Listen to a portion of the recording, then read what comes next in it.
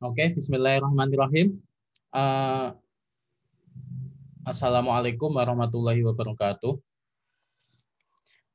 Waalaikumsalam. Waalaikumsalam warahmatullahi Alhamdulillah. wabarakatuh. Terima kasih. Pertama, saya sampaikan mohon maaf yang sebesar-besarnya karena sudah membuat menunggu Bapak, Ibu, dan teman-teman mahasiswa sekalian. Insya Allah di hari ini sesuai tema yang sudah disampaikan, kita hari ini akan menyampaikan tema tentang persiapan. Sebelumnya kemarin di pertemuan yang pertama di bulan Mei kemarin kita sudah menyampaikan dasar-dasar bagaimana Mumtazah bekerja, bagaimana proses seleksi Mumtazah. Insya Allah di sini saya akan menyampaikan tentang persiapan, dan sebelumnya juga akan saya sampaikan tentang beberapa hal yang menjadi pertanyaan kemarin-kemarin.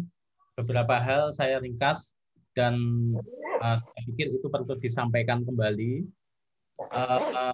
Pertama, di sini saya hanya akan beberapa menit menyampaikan materi, menyampaikan pengantar.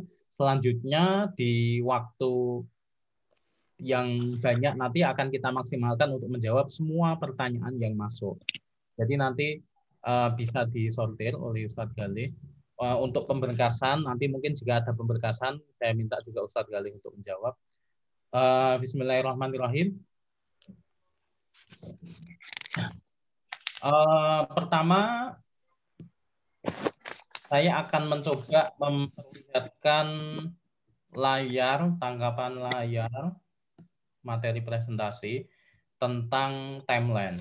Nah, mungkin sudah terlihat di layar Bapak, Ibu, dan teman-teman mahasiswa sekalian bahwa kita sekarang ada di bulan Juli. Bulan Juli ini sudah mulai hektik pendaftaran, proses pendaftaran dan menunggu pengumuman. Nah, sering di grup saya sampaikan secara mendadak tentang universitas di luar universitas yang ada di list kita ini yang sedang membuka pendaftaran, tiba-tiba membuka pendaftaran. Dan mungkin Bapak, Ibu, atau teman-teman mahasiswa sekalian tiba-tiba ingin mendaftar dan masih bingung apa yang harus dilakukan, listnya bagaimana, biayanya berapa. Nah, pertama yang ingin saya sampaikan adalah ini hal penting supaya tidak terjadi kebingungan kita. Kemarin sempat beberapa santri, beberapa siswa, mahasiswa terlewat pendaftaran. Itu pertama saya sampaikan mohon maaf, ada 2 yang terlewat karena proses pergantian universitas yang memang rancau. Jadi di sini akan saya sampaikan juga bahwa pertama dari Mumtazah memang menyediakan kesempatan untuk memilih 3 universitas. Nah, yang kesempatan pertama adalah universitas prioritas, yang kedua universitas pilihan kedua, dan ketiga universitas pilihan ketiga. Nah, tidak lantas, ini yang perlu saya sampaikan penting sekali, tidak lantas di satu waktu satu anak kita daftarkan ke 3 universitas yang sama. Nah, yang program kita, model sistem kita adalah satu anak didaftarkan ke 1 universitas dan itu universitas prioritas. Misalnya ada 1 anak daftarnya di Dokus Elul University pilihan prioritasnya. Pilihan keduanya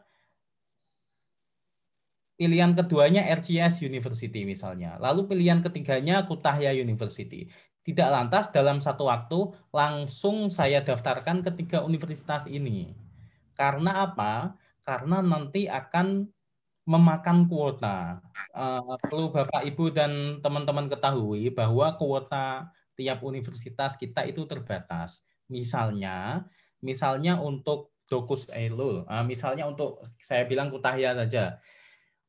Kalau kita bilang Kutahya itu kita lihat di situsnya, itu kuota internasional, ini mohon maaf jangan digambar ya, kuota jangan diwarnai, kuota internasional untuk jurusan ilahiyat di Kutahya University itu ada 60 orang. Tidak lantas semua orang Mumtazah, misalnya satu Mumtazah ada 60 orang daftar ilahiyat, bakal bisa kita ambil semua, enggak.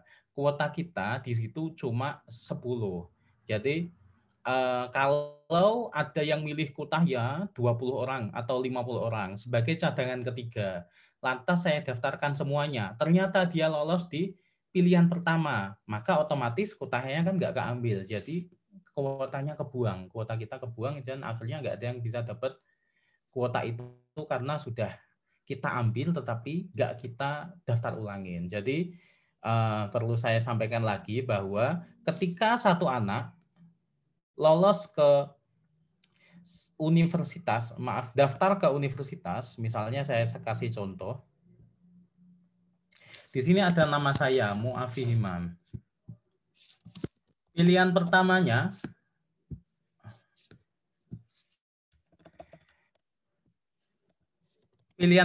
saya adalah Uluda. Pilihan kedua Uluda ini dibuka seleksinya pada tanggal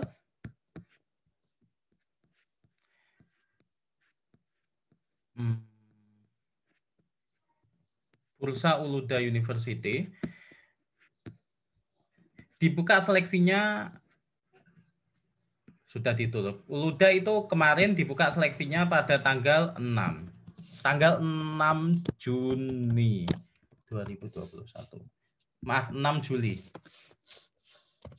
6 Juli 2021. Pengumumannya tanggal 28 Juni.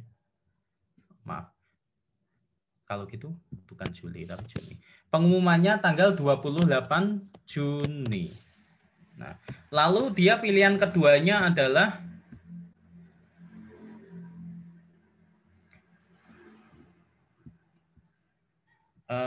pilihan keduanya misalnya Bartin. Bartin gelombang 1 kalau gitu. Pilihan keduanya Bartin Unif. Dibuka tanggal 10 Juni. Lalu pengumumannya tanggal 28 Juni. Lalu pilihan ketiganya itu Kertlaleli. Dibuka tanggal 14 Juni. Dibuka tanggal 14 Juli, pengumumannya 5 Agustus. Nah, ada seperti ini. Apakah anak ini lantas kita daftarkan ke 3 univ ini? Enggak, kita daftarkan ke Uludag dulu. Nah, ke Uludag dia tanggal 8 Juni pengumuman, tanggal 28 Juni pengumuman, ya kan? Nah, sedangkan misalnya ternyata dia nggak lolos. Nah, kalau nggak lolos kan harusnya pilihan kedua Bartin. Tetapi Bartin 10 Juni sudah tutup ini. Nah, otomatis kelewat dong. Nah, maka nggak bisa. Dia harus ikut Bartin gelombang kedua. Maka saya tawari lagi. Universitas pilihan kedua dirubah ke universitas yang bukanya paling dekat atau nunggu Bartin gelombang kedua. Misalnya dia ya sudah langsung pilihan ketiga saja. Nah, pilihan ketiga Kertlaleli 14 Juli. Jadi ada waktu, maka kita daftarkan ke Kertlaleli. Nah, sistemnya seperti itu. Jadi bagi teman-teman yang pilihan, maka saya tekankan ke teman-teman mahasiswa, pilihan pertama yang paling penting. Pilihan kedua, ketiga pikir nanti. Maka ketika saya bilang pilihan-pilihan pertama penting, maka yang univnya belum dibuka, misalnya contoh Selçuk, misalnya Necmettin Erbakan, RGS. Nah, belum ada tanggalnya dan itu jadi pilihan pertama, saran dari saya adalah kalau mau nunggu lama, yakin dengan pilihan itu, silahkan tetap di pilihan itu. Tapi kalau tidak yakin, nanti RGS itu seleksinya akhir Agustus. Saya nggak yakin kalau nggak lolos ada univ lain nggak? Walaupun ada, tapi nggak mau meninggalkan kesempatan univ-univ yang seleksinya cepat, boleh dirubah, tapi dengan syarat dia prioritasnya ganti yang univ pilihan cepat, seleksinya cepat. Misalnya contoh yang seleksi cepat itu apa sih? Misalnya bursa tanggal 13 nanti udah pengumuman, atau Trakya tanggal 10 Agustus sudah pengumuman, sekarang lagi seleksi. Atau bahkan Aban IZ 20 Juli nanti ini deadline, 5 Agustus pengumuman. Itu pilihan pertama. Jadi misalnya nggak lolos Trakya misalnya, masih ada kesempatan untuk daftar univ lain, yaitu Dogus Elul. Karena Dogus Elul deadline-nya adalah tanggal 15 Agustus. Jadi misalnya tanggal 10 Agustus pengumuman Trakya, kok nggak masuk? Oh, saya masih bisa pindah ke Dogus Elul di pilihan kedua. Pindah Dogus Elul. Tetapi kalau pilihan pertamanya saja sudah Dogus Elul, contoh mana Dogus Elul, pilihan pertamanya aja Dogus Elul, yang pengumumannya masih 20 September, apakah ada univ lain yang buka setelah 20 September ini? Nah, ada, tetap ada, tetapi memang tinggal sedikit. Misalnya Abdul saja udah mau tutup, Sulaiman Demirel udah tutup. Nah, Ankara mungkin nanti buka. Ankara tahun kemarin buka sampai 4 gelombang, tahun ini kurang tahu. Kertlaleli gelombang 1, gelombang 2, 1 September. Misalnya nggak lolos Dokus Eilul 20 September, mau daftar ke Kertlaleli gelombang 2, udah terlambat. Jadi bagi yang banyak teman-teman yang ragu dengan pilihannya. Maksudnya saya kok kelamaan nunggu gitu. Nah, teman-teman yang ragu bisa pindah ke universitas yang biasanya saya umumkan di grup. Ini dibuka univ ini, univ ini, univ ini, deadline-nya segini. Silahkan seperti saya itu. Kenapa saya sampaikan gitu? Karena itu universitas yang pengumumannya cepat. Nah, tinggal Bapak Ibu atau teman-teman sekalian mau univ memang kekeh dari awal harus RCS, harus Selçuk, atau bebas. Saya juga nggak tahu Selçuk itu kayak apa, RCS kayak apa ya kan? Kalian juga nggak tahu kan? Saya tahu maksudnya. Maksudnya saya misalnya sebagai siswa saya kan nggak tahu RCS Selçuk itu seperti apa. Saya cuma baca-baca saja. Ada yang bisa kalian jadikan pedoman adalah googling, ketik nama universitas plus ranking. Nah, kalau dilihat ranking RCS sama Dogus Elul, bagusan Dogus Elul misalnya. Ankara universitas ranking 10 besar, bahkan 5 besar di Turki. Mumpung lagi buka, pengumumannya tanggal 13 Agustus, saya ambil Ankara saja. Nah, itu pertimbangan cepat, pertimbangan aman. Karena setelah Ankara pengumuman, misal nggak lulus, masih banyak universitas lain yang masih buka. Nah, itu pertimbangan itu. Pertimbangan kedua adalah pertimbangan biaya. Saya lihat banyak yang saya tawarkan Anadolu. Ini mohon yang gambar merah ini mohon dihapus ya kalau bisa. Soalnya menghalang-halangi layar. Misalnya di sini saya coba ganti screen-nya. Saya ganti Google Drive. Di grup sudah sering saya share link tentang biaya semester. Judulnya pakai Bibli. Ya udah nggak apa-apa emang kayak gitu. Di sini linknya akhirnya muncul biaya-biaya semester ini. Saya cek, saya lihat di data kami yang dirangkum oleh Ustadz Galih, yang milih universitas-universitas yang sedang buka dan itu universitas bagus, universitas terkenal di kota-kota besar seperti Ankara, seperti Anadolu, universitas terbaik Turki tahun 2016, lalu ada Eskişehir, lalu ada Bursa, itu sedikit sekali. Karena memang kalau kita lihat biayanya mahal. Jadi kalau pertimbangannya pengen cepat tapi tidak peduli biaya, silahkan dipilih kayak Anadolu, Ankara. Kualitasnya saya jamin bagus. Kotanya saya jamin sangat ramah pelajar karena ada 100.000 pelajar di Eskişehir, kota pelajarnya Turki. Tetapi kalau mempertimbangkan biayanya mahal memang. Misalnya untuk fakultas-fakultas mana ini bisa dilihat di linknya udah kita share juga. Di Anadolu rata-rata biaya per tahunnya per semesternya adalah segini. Per tahun ini ya, per tahun adalah 8.800. Tinggal dikali 1.700 ya sekitar 7 jutaan lah per semester. Dan itu mungkin berat. Jadi kalau pertimbangannya berat di biaya, universitas-universitas bagus ini perlu dijauhi. Tapi kalau pertimbangannya tidak berat di biaya, silahkan dipilih. Insya Allah pengumumannya dalam waktu dekat ini. Bisa dilihat di timeline. Sedangkan universitas dengan biaya murah seperti Kertlaleli, seperti Dumlu Pinar ini bukanya masih Dumlu Pinar misalnya, yang milih banyak saya lihat bukanya masih bulan Agustus. Jadi kalau mau misalnya tidak betah nunggu lama, karena ada beberapa yang chat saya sudah nggak sabar pengen ke Turki. Ya silahkan pilih universitas yang bukanya cepat. Yang saya share kemarin ada Anadolu, ada Trakya, ada Bartin, ada beberapa universitas lain. Itu yang bisa saya share tentang pendaftaran universitas. Terus yang kedua bisa saya share tentang persiapan. Jadi begini, pertama bagi teman-teman yang sudah lulus dalam hari ini, teman-teman yang kemarin daftar di Bartin, ini jadwal pemberangkatan awal kita sebenarnya 20 Juli. Jadi seharusnya 2 hari lagi teman-teman Bartin sudah berangkat. Tapi karena memang ada masalah di Indonesia, masalah nasional yaitu PPKM, berangkatnya kita undur, rencananya kita barengkan dengan Kerklaleli. Jadi teman-teman yang daftar di Kerklaleli, insya Allah nanti kalau lulus berangkatnya bareng sama teman-teman Bartin antara tanggal 20 hingga 25 Agustus. Kita barengkan karena memang untuk masa COVID ini, walaupun di Turki udah mulai normal, pendaftaran online masih dibuka, pendaftaran ulang masih dibuka secara online, terutama untuk Bartin. Sedangkan Kerklaleli, daftar ulangnya harus langsung di sana. Jadi nanti teman-teman Kerklaleli ketika lulus nggak akan kita sampaikan silakan lunasi biaya paket plus biaya semester. Enggak. Biaya semesternya dibayarkan sendiri di sana. Kita nanti nemani ke bank, kita bimbing, anak tinggal langsung nyerahkan uangnya ke bank.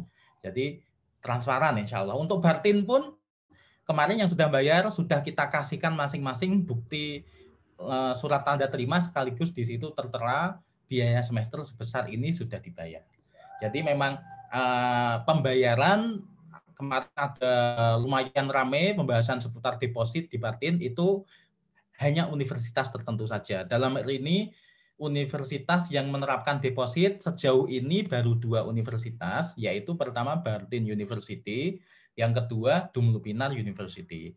Untuk deposit Bartin itu selain biaya daftar ulang yang dibayarkan, depositnya sebesar 750 lira, dan itu bisa diambil lagi nanti tahun depan ke universitasnya langsung. Sedangkan Dumlupinar University itu depositnya sebesar 600 lira, itu tidak bisa diambil karena digunakan sebagai uang orientasi. Itu nanti kalau lulus akan kita sampaikan surat langsung dari univnya, kita bayarkan melalui kartu kredit dan bukti pembayarannya kita kasih. Nah, sudah, proses pendaftaran sudah selesai. Daftar ulang sudah selesai. Untuk univ lain juga gitu nanti. Sakarya juga bakal bayar biaya daftar ulangnya online, udah selesai.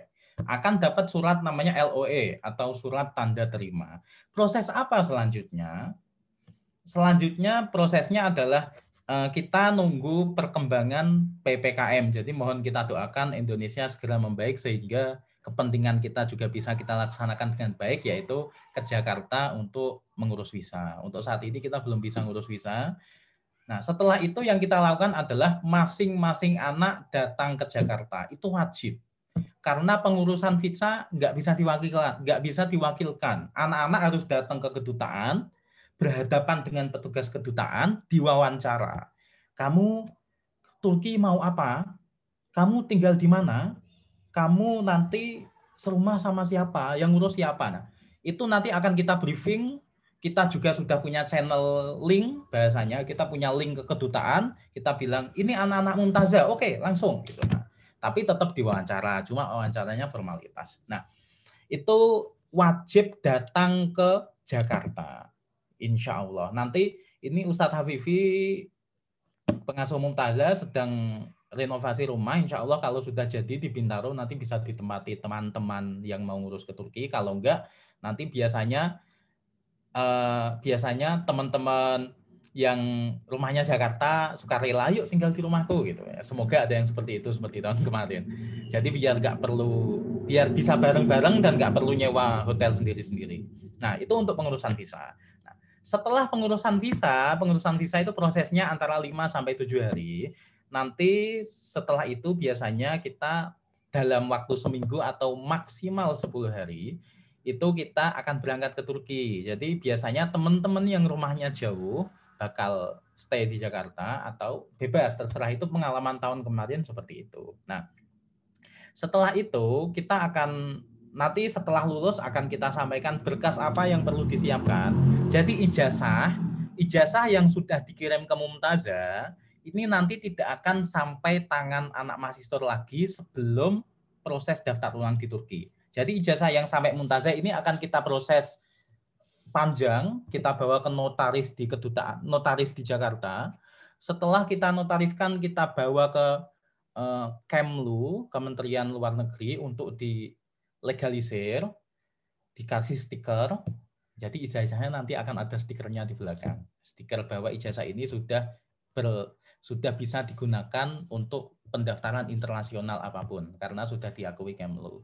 Lalu setelah itu dibawa ke Kumham.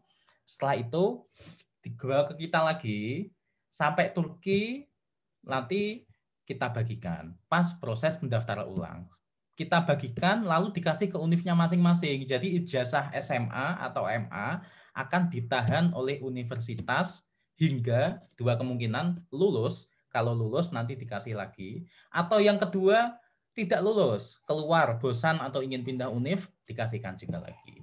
Jadi selama mahasiswa itu namanya masih terdaftar di universitas itu, ijazahnya akan disimpan oleh univ. Nah, itu semoga bisa dipahami. Setelah proses pengurusan visa selesai, pemberangkatan, kita akan, ya seperti biasa kita janjian, tiket sudah di-hire, Bapak, Ibu, dan adik-adik harus sudah di bandara pukul segini, di situ kita sudah nunggu, kita adakan briefing, kita kerjasama juga dengan pengurusan koper seperti biasa, kita adakan briefing. Di pemberangkatan pertama insya Allah akan kita temani, salah satu dari tim Mumtazah akan menemani terbang ke Turki, sekaligus mengurus pertama-pertama semuanya. Nah, nanti mungkin ada sampai 7 atau 8 kloter dari Mumtazah. Nah, dari situ kita temani terbang ke Turki yang pertama, yang kedua, ketiga mungkin enggak. Nah, pesawatnya insya Allah aman, pesawatnya itu pakai Turkish Airlines, jadi kita nggak akan transit di mana-mana, naik pesawat dari Jakarta, turun langsung di Istanbul. Nah, sampai sana langsung dijemput oleh tim yang pengurus di Turki dan tim perwakilan kota masing-masing. Jadi misalnya yang berangkat saat itu ada mahasiswa Dokus Eylul, lalu ada mahasiswa Bursa, ada mahasiswa Sakarya, maka 3 tim dari kota masing-masing akan menjemput. Sampai sana di briefing, makan bareng, lalu ditemani, diantar ke kota masing-masing, ditempatkan di rumah masing-masing, rumahnya sudah siap, listriknya sudah ada, perlengkapan rumahnya sudah siap, jadi nggak perlu beli kompor, nggak perlu beli kasur, cukup beli selimut, karena selimut itu pribadi ya, cukup beli bantal, lemari sudah ada, semuanya sudah ada insya Allah, bahkan pemanas ruangan sudah ada, sudah ditempatkan di situ. Besoknya kita uruskan hal-hal penting. Pertama adalah daftar ulang ke kampus. Daftar ulang ke kampus kita temani. Dari tim perwakilan kota akan menemani untuk daftar ulang ke kampus. Setelah selesai, hal penting kedua adalah mendaftar Tomer. Jadi bagi teman-teman yang kuliahnya nanti pakai bahasa Turki, nanti akan kita ajak untuk mendaftar di tempat Tomer. Karena tempat Tomer sama kampus berbeda. Di situ membayar Tomer itu ada 2 cara. Tergantung univnya. Ada yang dibayar langsung 1 semester, ada yang dibayar per level. Misalnya contoh Sakarya Univ. Sakarya ini pembayaran Tomernya adalah 1 semester langsung. Jadi sebesar 2.000. Kalau tahun kemarin 2.000 ya. Jadi dalam 1 tahun itu 4.000. Jadi pembayaran 1 levelnya langsung 1 semester, 1 semester di Sakarya 2.000. Dibayar bulan Oktober. Nanti pembayaran kedua 2.000 kedua dibayar bulan Februari. Nah, berbeda dengan Dokus Eylul misalnya. Yang lolos Dokus Eylul pembayarannya 1 level. Jadi setelah daftar ulang ke kampus, daftar ke Tomer, bayarnya cukup 1 level saja, yaitu 1.100 per level. Nah, seperti itu. Jadi pendaftaran Tomer beda-beda. Nanti akan saya sampaikan yang lulus Bartin, misalnya Bartin paling murah, Tomernya cuma 800 per level. Jadi nanti sampai Bartin bayarnya langsung cukup 1 level saja. Nah, itu setelah daftar kuliah dan daftar Tomer, tidak akan langsung kita, dah ya, kamu jalan sendiri, enggak. Nah, setelah itu teman-teman kita temani untuk membeli kartu. Penting karena untuk menghubungi keluarga. Ya mungkin di bandara dapat wifi gratis bisa langsung hubungi keluarga. Cuma nanti selanjutnya kita temani beli kartu untuk bisa menghubungi keluarga, kartu sana didaftarkan. Nah, setelah itu ada waktu 3 bulan maksimal untuk registrasi HP. Jadi kalau HP-nya sudah bagus, sayang nggak dipakai di Turki, harus diregistrasikan. Itu pembayarannya sebesar 1.500 lira dan itu dibayar sendiri. Tomer juga dibayar sendiri. Nah, kalau HP-nya jelek, misalnya HP-nya jelek atau Android yang RAM-nya cuma 2 GB kan jelek ya. Nah, mending beli di sana. Jadi bagi yang HP-nya jelek, mending beli HP di Turki. Kenapa? Karena beli HP di Turki tidak perlu bayar pajak. Hitungannya memang lebih mahal sedikit dari Indonesia, tapi tidak perlu bayar pajak 1.500. Nanti mending saran saya bagi yang belum punya HP atau HP-nya jelek, belinya di Turki. Kalau untuk masalah laptop, elektronik lain nggak masalah karena yang bayar pajak hanya HP. Nah, setelah bayar pajak selesai, setelah beli kartu selesai, apakah kita tinggal juga? Enggak. Biasanya teman-teman pembina itu, teman-teman kakak senior yang malah betah di sana. Karena rumah teman-teman baru biasanya masih bersih, baru itu malah suka tinggal di sana. Akhirnya jadi pembimbing. Nah, setelah itu yang kita urus selanjutnya adalah asuransi. Asuransi itu sudah kita cover untuk setahun pertama saja. Tahun kedua tinggal memperpanjang atau mau ganti asuransi perusahaan lain. Misalnya dari kita asuransinya dari AXA, lalu tahun kedua misalnya mau ganti dari yang lain, silahkan. Tapi tahun pertama saja yang kita cover. Nah, gunanya asuransi adalah untuk mendapatkan izin tinggal sebagai mahasiswa. Jadi harus punya asuransi. Jadi setelah ngurus asuransi, mulailah kita proses hal yang paling penting bagi mahasiswa, izin tinggal. Izin tinggal ini prosesnya selama 1 bulan, dari pendaftaran hingga wawancara. Mulai pendaftaran kita daftarkan online, wawancara kita temani, sehingga setelah mahasiswa mulai mendapatkan izin tinggal, kartu PINK, itu kartu penting, kartu aman lah. Nah, lalu dapat kartu mahasiswa KTM. Nah, kenapa? Karena KTM dan kartu PINK ini menjadi senjata penting bagi mahasiswa untuk mendapatkan semua diskon di Turki, bahkan gratis masuk semua museum di Turki. Bagi biasanya ibu-ibu yang udah pernah ke Turki itu ke Ayasofya, ke Topkapi ini bayarnya mahal sekali, bayarnya 120 lira. Kalau anak-anak sudah mahasiswa punya KTM dan punya kartu PINK, setiap hari masuk 10 kali, 50 kali nggak bayar bebas. Bahkan saya pernah kebelet buang air kecil, masuk ke Ayasofya pengen ke WC-nya saja. Gratis karena mahasiswa. Jadi itulah keunggulan kita yang kita dapat sebagai mahasiswa. Makanya untuk mendapatkan keunggulan ini kita wajib bayar biaya daftar ulang sebesar 1 semester itu. Nah, itu yang kita, kenapa kok bayar daftar ulang padahal kan belum kuliah? Karena sudah terdaftar sebagai mahasiswa. Nah, setelah kita uruskan merah itu, kita tunggu. Setelah urusan kartu semua dapat selesai, kita nggak ada urusan lagi. Nah, tinggal masuk Tomer. Nah, tiap hari pergi ke Tomer, pulang sore, gitu terus. Itu sudah bisa kita lepas. Kita bimbingannya hanya lewat HP kalau ada pertanyaan. Insya Allah setelah masuk Tomer seminggu, bahasa Turkinya sudah lancar, udah bisa jalan-jalan. Insya Allah itu prosesnya. Jadi proses kita sampai di situ. Untuk selanjutnya yang mungkin belum saya terangkan atau mungkin belum kurang jelas, bisa langsung masuk ke pertanyaan. Dari saya cukup sekian. Terima kasih perhatiannya. Wallahu muwaffiq, silahkan bertanya. Kalau yang ada yang mau bertanya lewat video silahkan. Kalau tidak ada saya sambil membaca pertanyaan yang ada di ruang chatting. Kak, bertanya gimana Kak? Ini Kak. Ya. Tanya. Ustaz tanya. Ya, silahkan Pak Firdaus. Ya, terima kasih Ustaz. Assalamualaikum warahmatullahi wabarakatuh. Assalamualaikum warahmatullahi wabarakatuh. Ustaz, tadi untuk tinggal yang sudah diurus oleh Mubtaja kan 1 bulan. Ya. Nah, ketika 1 bulan itu sudah selesai, habis, dan Ya, anak-anak rencananya ada satu kelompok 5 orang atau 6 orang mau pindah ke apartemen. ya. Nah, jadi bagaimana cara mengurus kepindahan itu, Ustadz? Katanya kan ada kayak semacam apa, agen ataupun yang bantu. Nah itu gimana caranya? Sedangkan 1 bulan tadi kan Ustadz sudah nggak lagi apa mendampingin anak-anak. Gimana cara sarannya Ustadz? Makasih. Terima kasih. Bapak, sebelumnya saya ingin bertanya, kenapa ingin pindah? Eh, yang pertama itu mungkin yang Ustadz sediakan nih tipe asrama apa tipe kos Apartemen. atau apartemen?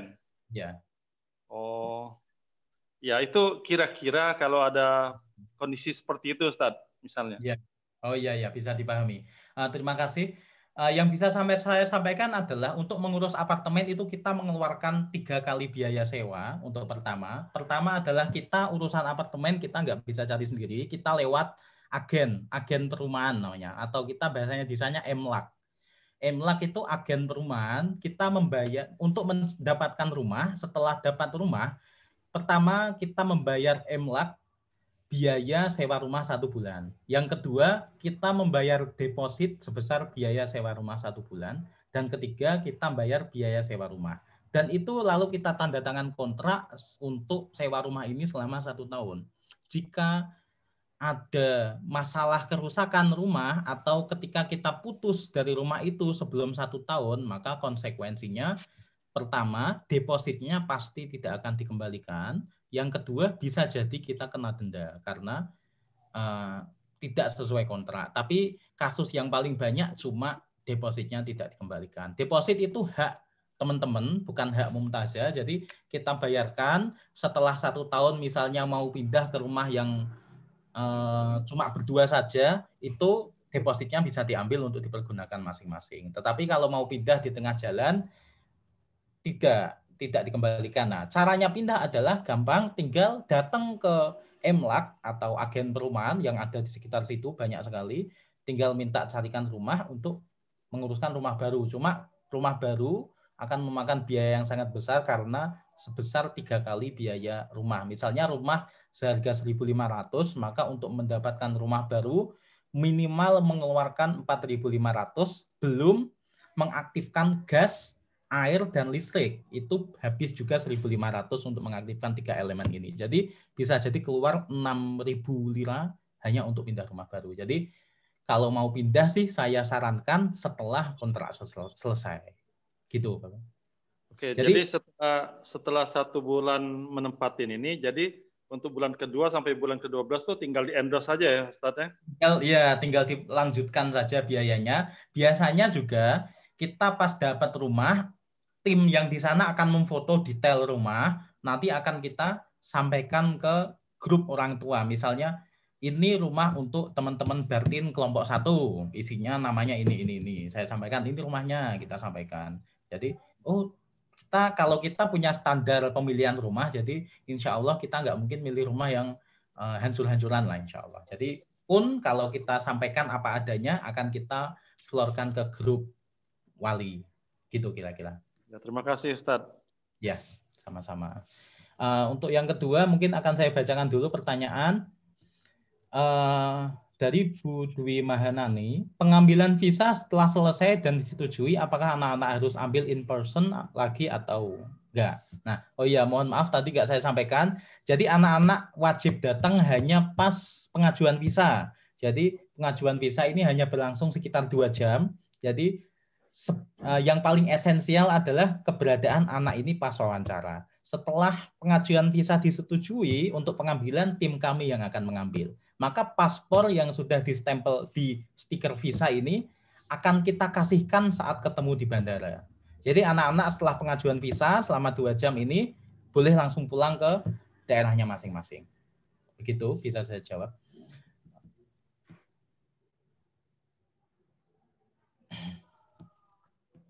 Silakan kalau ada yang mau tanya.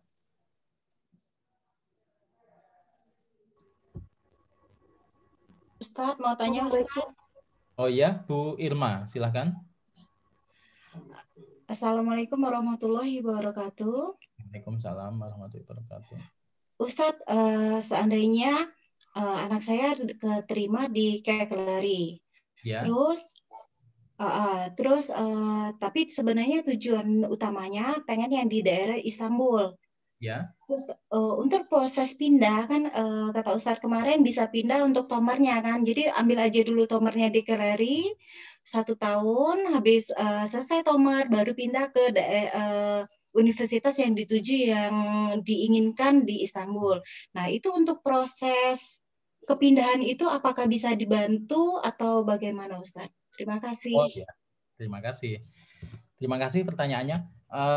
Ya pertama yang saya ingin sampaikan, mohon maaf sekali karena seleksi untuk Istanbul University tahun ini dibatalkan.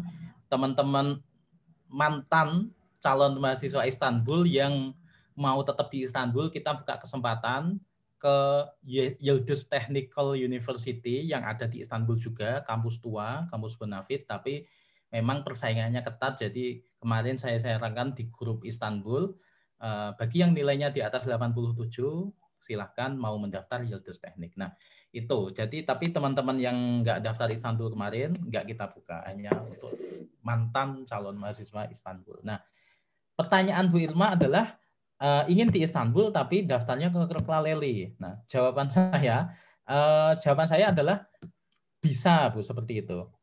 Jadi bisa ambil tomer di Kırklareli. Selain posisinya juga harus sudah menjadi mahasiswa, sudah daftar ulang, sudah bayar biaya 1 semester. Kenapa? Karena untuk mendapatkan izin tinggal harus mendapatkan surat tanda sebagai mahasiswa, dan itu didapatkan setelah bayar biaya semester. Nah, jadi tetap dia namanya terdaftar di Kırklareli University, ikut tomer di sana karena tinggalnya di sana. Lalu tahun depannya ketika dia ingin daftar sendiri ke Istanbul Univ, misalnya ikut tes tulis, atau ke Marmara Univ, atau ke itu, atau ke manapun itu, karena di sana bisa langsung tes tulis di tempat di universitasnya, itu kita nggak bantu daftarnya, tapi kita kasih info. Jadi grup-grup yang sudah ada ini, tahun kemarin pun saya selalu kasih info. Yang mau daftar ke Universitas Kedokteran terbaik di Turki, HCTP University, saya kasih linknya. Silahkan kamu buka link ini, kamu lengkapi berkasnya, kamu daftar. Jadi untuk info kita kasih, tetapi untuk proses pendaftaran nggak kita bantu. Begitu.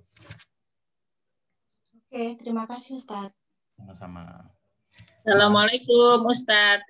Waalaikumsalam Bu. Perkenalkan, ya. Nama saya Ibu Reniati dari Bangka. Ini atas nama anak saya Ahmad Syihad Sandra Anfaresi. Kebetulan kemarin mendaftarnya pilihan pertama di Kırklareli Arsitektur.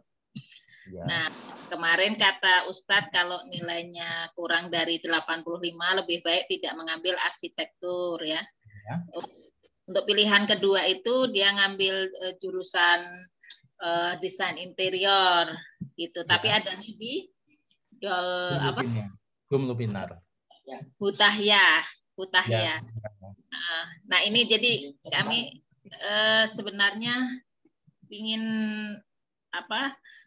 menyampaikan kira-kira kalau memang pilihan kedua sebenarnya yang pas buat anak saya itu apakah disampaikan ke Mumtazah dulu biar langsung begitu, karena kemarin juga sudah konsultasi ke Ustadz kan masih lama Kırklareli itu.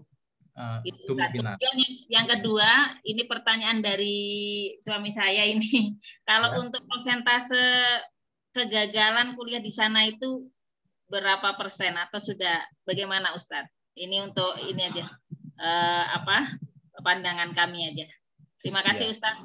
Assalamualaikum warahmatullahi wabarakatuh. Waalaikumsalam warahmatullahi wabarakatuh. Terima kasih Bu. Ingin saya sampaikan bahwa pendaftaran pemilihan jurusan kami harap sesuai nilai minimal. Jadi misalnya kok mau ambil arsitek contoh di Sakarya, nilai minimalnya adalah 87 kalau nggak salah, itu ternyata nilainya 80, itu kami sarankan enggak diambil karena karena kemungkinannya sangat kecil. Ya bisa jadi dapat, tapi kemungkinannya sangat kecil sekali. Nah, makanya kami sarankan kalau mau ambil jurusan yang diinginkan dan itu ada di universitas lain dengan nilai yang lebih rendah, silahkan diambil, insya Allah kami usahakan akan lolos. Misalnya DKV atau desain komunikasi visual atau desain interior itu di Dumlu Pinar cukup dengan nilai 80 atau bahkan 78 itu insya Allah bisa diambil. Tapi memang waktunya lebih lama. Jadi kalau mau memang fokus itu, silahkan universitas itu dijadikan pilihan pertama. Sudah Kerklaleli ditinggalkan, langsung fokus ke Kuliah Dumlu Pinar.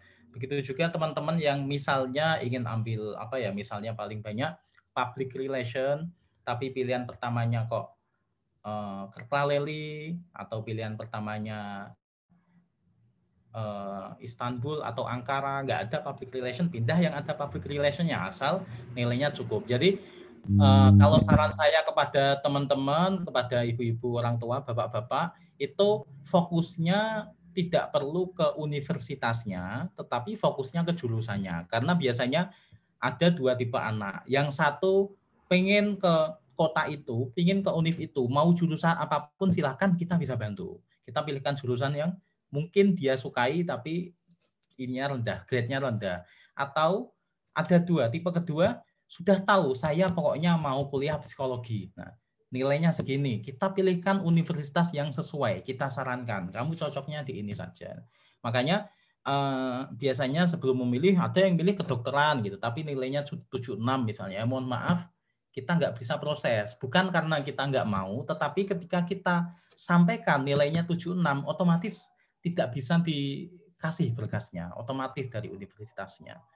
Jadi tertolak. Nah, jadi bukan kami yang menentukan standar itu, tapi memang universitasnya.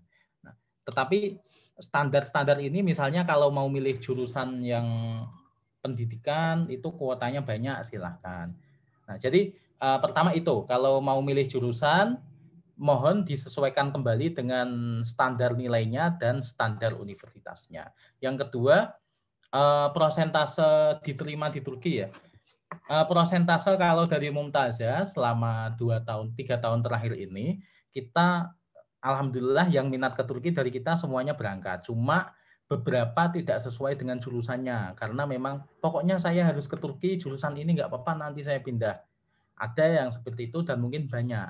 Nah, kalau prosentase ke Turki insya Allah berangkat, tetapi prosentase kesesuaian dengan jurusan yang diinginkan ini sesuai dengan nilainya. Jadi misalnya kalau maunya psikologi tapi nilainya cuma 75, ya nggak bisa, harus pindah jurusan. Itu yang bisa kita sampaikan. Terima kasih Bu, semoga bisa dipahami. Selanjutnya saya akan mencoba membacakan beberapa pertanyaan yang ada di chattingan. Assalamualaikum Ustadz. Sebentar Bapak ya, saya bacakan dulu pertanyaan yang ada di chat. Terima kasih. Pertama tentang pembayaran uang kuliah, apakah bisa diselesaikan dengan kartu kredit? Bisa. Pembayaran uang kuliah bisa diselesaikan dengan kartu kredit. Ketika sudah di sana, pertama ketika daftar ulang dengan membayar uang kuliah itu bisa dibayar sendiri atau bisa kita bantu lewat Mumtazah, kita nggak pungut biaya apapun. Yang kedua, kalau sudah di sana, nanti anak-anak bisa buat kartu kredit sendiri atau bisa buat kartu bank di sana sendiri. Jadi bisa langsung lewat internet banking atau datang ke ATM yang disediakan di depan ruang kuliah, ruang kampus biasanya, tempat pembayaran atau di tempat-tempat lain.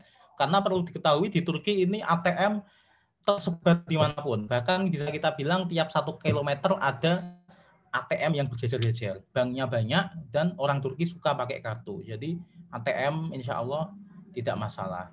Untuk asuransi mengcover apa saja? Asuransi yang kita sediakan tidak mengcover penyakit-penyakit berat seperti operasi atau penyakit-penyakit berat seperti pengobatan yang menghabiskan biaya mahal. Asuransi yang kita kasih untuk tahun pertama ini yang paling penting adalah mengcover surat izin tinggal. Yang kedua untuk pengobatan ringan seperti sakit mata, sakit gigi, sakit pusing, sakit kepala, untuk menebus obat dan lain-lain. Asuransi itu. Pertanyaan selanjutnya, apakah yang kartu pink tidak bisa digunakan untuk transport? Nah, untuk mendapatkan transport, terutama di kota-kota besar ya, ini nanti kita akan mendapatkan kartu lagi, kartu transport, dan itu cara ngurusnya pakai kartu PINK sama kartu pelajar. Nanti akan dapat kartu transport yang berdiskon pelajar. Nah, jadi nanti itu kartu sendiri. Lalu pertanyaan selanjutnya dari Taufik, bagaimana jika suatu saat orang tua ingin menjenguk anaknya di Turki, apakah Mumtazah bisa mengurusnya seperti kami sebagai mahasiswa? Rencananya Mumtazah tahun ini, tahun kemarin ya, tahun 2020-2021, ini mau ngadain kunjungan lah para wali ke Turki. Tapi mohon maaf karena ada COVID, tidak memungkinkan, kita batalkan. Tapi insya Allah nanti semoga kalau sudah suasananya membaik, akan kita usahakan dengan koordinasi bersama wali mahasiswa. Pertanyaan selanjutnya untuk dari Muhammad Irfan Izzuddin, untuk dokumen lain selain ijazah dan paspor adakah yang perlu disiapkan, Ustaz? Ada. Pertama, untuk pengurusan ke Turki ini kita cukup butuh ijazah sama paspor. Nah, untuk berangkat ke Turki nanti sebenarnya akan kita sampaikan ke grup, tapi kita sampaikan dari sekarang. Untuk berangkat ke Turki yang perlu disiapkan mungkin dari sekarang adalah kopi raport fisik. Ini perlu dibawa ke Turki. Kopi raport fisik, baik itu berupa transkrip 1 lembar ataupun raport yang berlembar-lembar, itu fisiknya perlu dibawa. Yang kedua, yang perlu dibawa itu saja, raport fisik, paspor sama ijazah. Paspor ijazah sudah kita urus. Jadi yang perlu dibawa anak dari rumah adalah paspor fisik.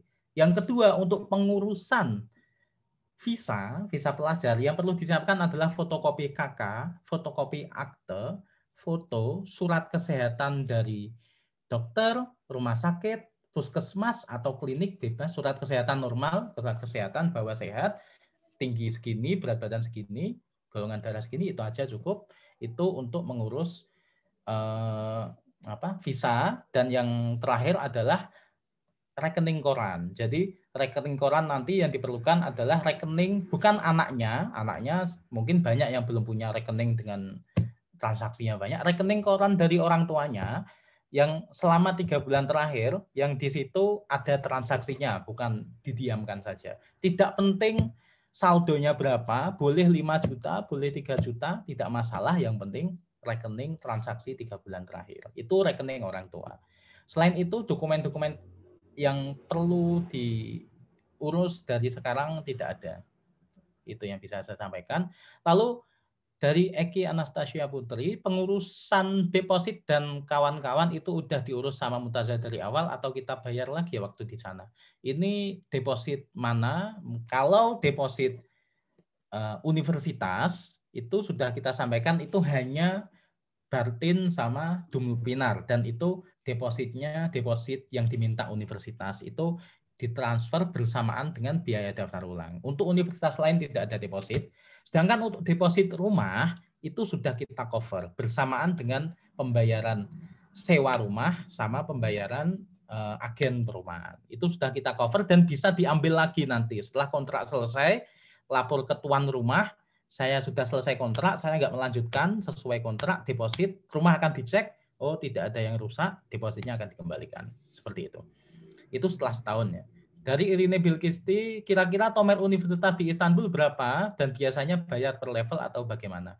Untuk tomer di Istanbul University, di Yıldız Technical University, di Sultan Ahmet ataupun semua univ di Istanbul, bayarnya per level, tidak per semester. Jadi misalnya Istanbul University biaya tomernya 1.600, ya sekali bayar itu. Selanjutnya kalau mau lanjut level selanjutnya, bayar lagi 1.600. Kira-kira seperti itu. Untuk apartemen, misalkan isinya 3 mahasiswa, tapi di bedroom tetap sendiri-sendiri kan. Nah, untuk apartemen kita ada opsi 3 kamar. Ada opsi gini, kalau kamarnya luas, kita isi 1 kamar berdua, luas dalam artian ada 2 bed. Kalau bed tetap kita sendiri-sendiri, tapi kalau kamarnya besar, diisi 2 bed, maka 1 kamar berdua. Tapi kalau kamarnya cuma 1 bed, maka sendirian. Maksudnya adalah tidak akan kita tempatkan 2 anak dalam 1 bed. Maksudnya tidur bersama enggak. Jadi 1 bed sendiri-sendiri. Untuk kapasitas bagasi dari Turkish Airlines berapa? 30 kilo. Untuk sekarang kita 30 kilo, tapi nanti akan kita coba 40 kilo. Kita sedang berusaha nego dengan Turkish Airlines. Nanti kalau dapat 40 kilo akan kita umumkan. Kalau enggak, kapasitas bagasi bawah 30 kilo, kapasitas kabin 7 kilo. Untuk asrama ada jenis apa saja yang disediakan Mumtazah? Untuk asrama kita sediakan hanya untuk Masistur Putra. Jadi untuk sementara yang tersedia asrama adalah Masistur Putra. Nah, untuk putri kita sediakan apartemen. Untuk putra kalau mau asrama kita sediakan asrama milik Yayasan Sulaimaniyah. Ini sebuah yayasan sosial keagamaan. Jadi di asrama itu calon masistur tidak bebas, tidak datang jam bebas, tidak keluar jam bebas, ada batasnya. Keluar sebelum jam 7 pagi dilarang, datang setelah jam 10 malam dilarang. Jadi ada aturannya, dan kalau pagi ada jam wajib untuk ngaji selama 2 jam, setelah itu bebas keluar. Kalau tidak mau asrama, kita kasih apartemen. Kalau kontrak 1 tahun habis, kalau mau nambah kontrak lagi harus bayar deposit kayak awal lagi atau enggak? Enggak. Kalau kontraknya habis, depositnya tidak perlu bayar lagi, tinggal lanjut. Kalau mau 4 tahun di sana, lanjut lagi bayar bulanan, tidak perlu bayar yang lain-lain. Selanjutnya, untuk tahun pertama walaupun kita hanya mengikuti kelas persiapan bahasa dan belum masuk kelas reguler, untuk biaya yang harus dipenuhi tidak hanya biaya untuk kelas bahasa tetapi juga biaya semester. Tidak. Sebenarnya namanya tidak biaya semester, tapi biaya daftar ulang. Kenapa? Karena bayarnya cukup sekali dalam setahun. Kalau biaya semester bayarnya harus 2 kali, yaitu di bulan Oktober sama bulan Februari. Tetapi ini bukan biaya semester, tapi biaya daftar ulang. Nah, biaya ini besarannya sesuai jurusan masing-masing. Misalnya jurusannya HI di Istanbul, di Ankara atau di Sakarya, ya bayarnya cuma 2 juta dalam 1 tahun. Tetapi kalau jurusannya kedokteran, ya bayarnya 50 juta. Daftar ulang sesuai dengan biaya semester per jurusan. Itu bukan biaya semester, tapi biaya daftar ulang. Kenapa harus bayar? Karena sudah aktif, sudah fix, sudah aktif, sudah jelas, resmi sebagai mahasiswa, maka dia harus bayar. Terima kasih. Biaya rumah yang disediakan Mumtazah berapa? Jika mau dilanjutkan, kita nanti akan batasi biaya maksimal dan biaya minimal. Jadi tiap anak sesuai kota, nanti akan kita sampaikan juga, misalnya di Bartin biaya rumah ini per anak antara 250 lira hingga maksimal 350 lira. Nah, untuk Istanbul biaya minimal 500 lira, memang sesuai kota. Ini jadi kalau mau melanjutkan ya per bulannya tinggal bayar segitu. Misalnya Kerplaleli minimal 200 lira. Jadi ada yang per bulannya cuma rumah bayar 200 lira atau sekitar 370 ribu. Itu. Untuk melanjutkan tempat ya sudah. Mungkin Bapak Satria mau bertanya, silahkan Bapak. Baik, Assalamualaikum warahmatullahi wabarakatuh. Waalaikumsalam warahmatullahi wabarakatuh. Ya, saya cuma ingin bertanya, Ustadz, biasanya selama ini biaya pengiriman ke anak-anak itu berapa ya, Ustadz? Standar aja. Oh ya, biaya bulanan Bapak. Iya, biaya uang sakunya, bulanannya. Iya, univnya kemana Bapak daftarnya anaknya? Di Ankara, Pak. Oh iya, di Ankara. Terima kasih. Kalau Ankara mahal, maksudnya lebih mahal Istanbul, tapi Ankara termasuk mahal. Kalau kota kayak Klaleli, kayak mana ya, kayak Dunlupinar itu bahkan 1 juta cukup, atau normalnya manusiawinya adalah 1,5 juta per bulan untuk biaya hidup. Nah, untuk Ankara bisa jadi sampai 2,5, tapi 2 kadang juga sudah cukup. 2 juta sampai 2,5. Tapi kalau di bawah 2 juta untuk hidup di Ankara, ya harus irit. Normalnya kalau kita sampaikan adalah $200. Tetapi itu sudah sangat cukup sekali, tapi bisa cukup $100 per bulan juga sudah cukup, atau 1,5 juta. Kira-kira begitu, Bapak. Oke. Terus di daftar list biaya daftar ulang biaya kuliah di Ankara itu kan per tahun, Ustadz. Ya. Untuk daftar ulangnya berapa ya, Ustadz? Setengahnya. Jadi kalau Ankara itu biaya semester per tahun, untuk daftar ulang setengahnya. Oke. Iya. Baik, Jadi itu aja. misalnya masuknya ilahiyat, daftar ulangnya bukan berapa 8.000 lira enggak, tapi cuma 4.000 lira. Kira-kira begitu. Mungkin sudah cukup jelas. Baik, Dan Pak. saya akan pertanyaan selanjutnya. Baik, terima kasih. Mau bertanya? Oh iya, ya silakan. Silakan, Bu. Ya. Saya Ustaz. Assalamualaikum warahmatullahi wabarakatuh. Waalaikumsalam warahmatullahi wabarakatuh. Dengan Linda dari Bogor, wali dari Muhammad Fawaz, Ustaz.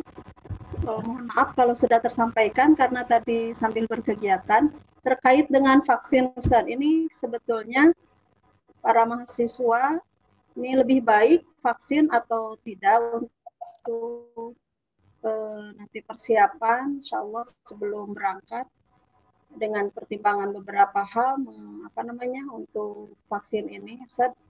Menurut antum sebaiknya bagaimana untuk kegiatan baik masih di Indonesia ataupun nanti mungkin kalau di sana kebijakannya akan berbeda, tapi untuk nanti proses demi prosesnya bagaimana sebaiknya, Ustaz. Itu saja. Terima kasih. Assalamualaikum warahmatullahi wabarakatuh.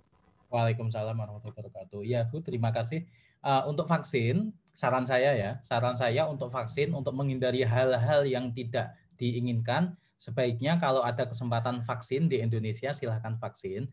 Karena bisa jadi, karena kita sekarang udah lihat perkembangan Indonesia sedang dilarang masuk ke Hong Kong, Singapura, bahkan sekarang ke Uni Eropa, bisa jadi Turki, tapi saya yakin Turki nggak akan menerapkan itu, tapi bisa jadi. Jadi untuk menerapkan hal ini mungkin Turki nanti akan buat peraturan tidak boleh orang Indonesia masuk ke Turki kecuali orang yang sudah divaksin. Sedangkan vaksin prosesnya lama, sedangkan anak harus sudah berangkat ke Turki, maka saya sarankan kalau memang mau divaksin, kalau ada kesempatan vaksin, bisa langsung vaksin dari sekarang. Terima kasih. Ya, terima kasih, Ustaz. Assalamualaikum. Waalaikumsalam.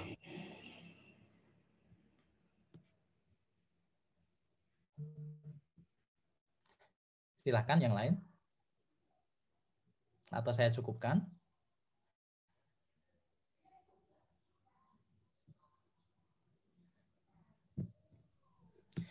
Untuk pertanyaan yang ada di grup, ada di chat, beberapa nanti yang tidak sempat terjawab akan kami jawab langsung berupa kayak fact gitu. Nanti akan kami posting di grup, insya Allah akan kami jawab satu persatu.